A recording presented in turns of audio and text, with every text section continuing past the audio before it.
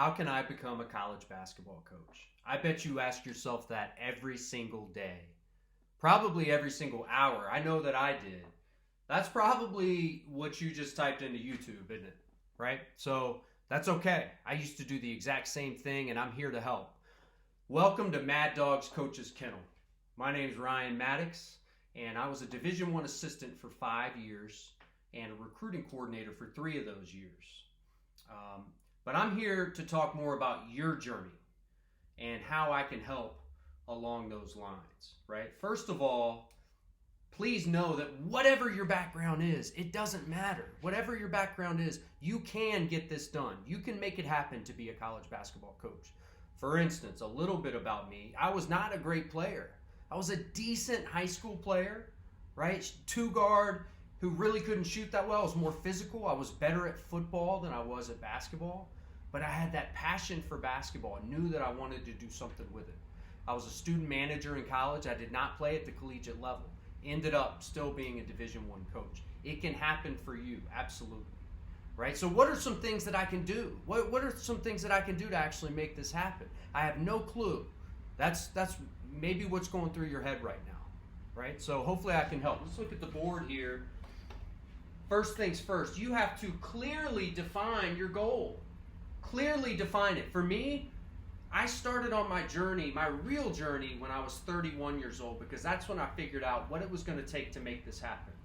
And when I clearly defined my goal, that was to get a job in college basketball at the D3 level or higher by the time I was 32, and to be a Division I assistant by the time I was 40. That was clearly defining my timeline, right? And when I talk about getting into college basketball, I realize a lot of us want to be on TV in the Final Four and eventually being the head coach, cutting down the nets for a national championship. It's not going to start there.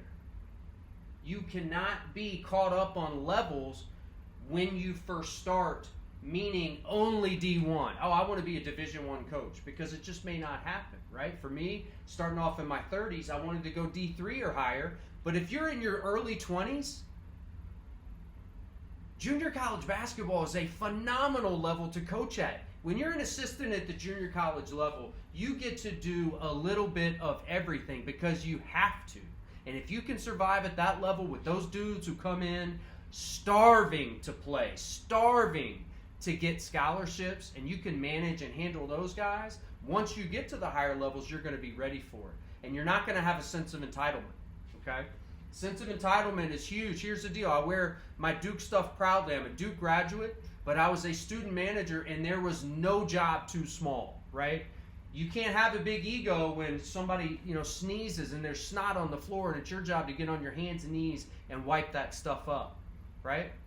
That's okay. That's what I had to do to break in, because I loved the game enough. I knew we needed that clean floor, right? I'm going to do whatever it takes. You fall down, there's sweat everywhere, I'll be the first dude there to get that stuff up, right? Always have that mentality. Always have that. So, secondly, start networking now, right? If you played high school basketball, you can start with your high school coach.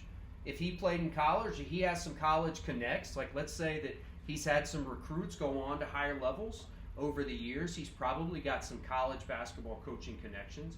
Have him reach out on your behalf if he will, right? If you don't have any, if you don't keep up with your high school coach, or let's say that, the school has changed coaching staff since you graduated, this is where things really get cooking. Advocate for yourself. You create your own network. Well, Coach, how do I do that? Coach Maddox, I have no idea, what you're talking about. I don't know how I could make that happen. It's easy. You pick this thing up. Pick it up and start calling. I don't care that you don't know the people. You write out a little template of, okay, I live in Kentucky, right? This is a hypothetical. I live in Kentucky. I want to get into college basketball coaching. I'm going to take the 5 schools that are closest to me. Doesn't matter what level. Whether it's in Lexington and it's University of Kentucky, or it's Pikeville, or it's Louisville, regardless, okay? 5 closest schools, I want you to take one assistant, pick them out, and you read that bio over and over. You study their bio so that you know about their background.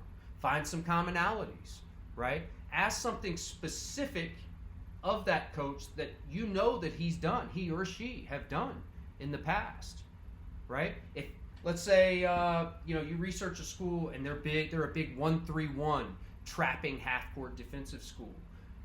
The coach is going to be more likely to call you back if you leave a message saying, Coach, I watched some film, I've read a lot about the 1-3-1. I'm wondering about, certain traps. Do you guys trap automatically in the corners every time, or sometimes is it soft? Please give me a call back. Here's my cell phone number. I'd love to chat about it. He's more likely to call you back than somebody calling and saying, hey, Coach, I want to be a Division I coach one day. Can you help me? Right? Because guess what? If he's not a Division I coach yet, he probably wants to as well. And he's thinking, well, who's this guy off the street who doesn't have any experience asking me how to be a D1? What do I owe him? Try to be specific and really cater to what they've done in their past, to their specific experience. Now, holding yourself accountable with these calls is massive, right? Here's the goal: 5 calls per day, every day for a month. 5 calls every day equals 35 calls a week, right? Then you're looking at, I'm not great at math. What's that, 140 calls a month? You're telling me, even if you're scared and you want to call their office number in the middle of the night and leave messages, if you call 140 different coaches and leave messages, you think you're not going to hear back from any of them? Do you think that you're not going to get better at leaving those messages and not be terrible at it, like I'm probably terrible here on my first YouTube video? That's okay. That's part of the process. I'm trying to help you. If you get one thing from my passion or from my message or from these ideas, it's all worth it. I'm okay with looking like a fool in the beginning. That's how you get better. Huge difference in making 140 calls in a month and next month looking back and saying, oh, I didn't call because I'm just too nervous. Maybe I'll put it off. Don't put it off anymore. All right, last thing, when you call, what do you ask them?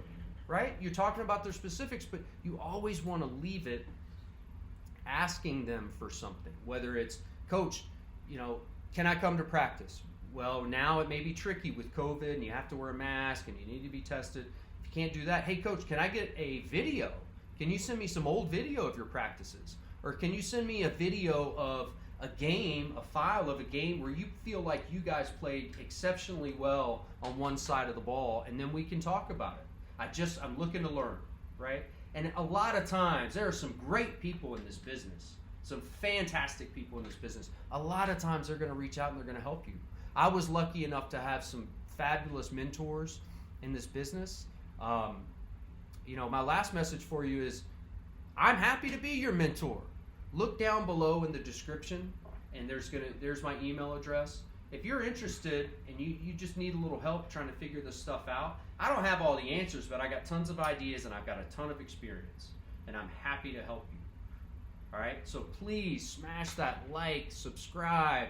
It's a brand new YouTube channel. I know there are a lot of kinks, and I'll be working on it just like you're working on trying to break into this business. I'm excited about this. I'll have more for you guys and gals soon, and you take care.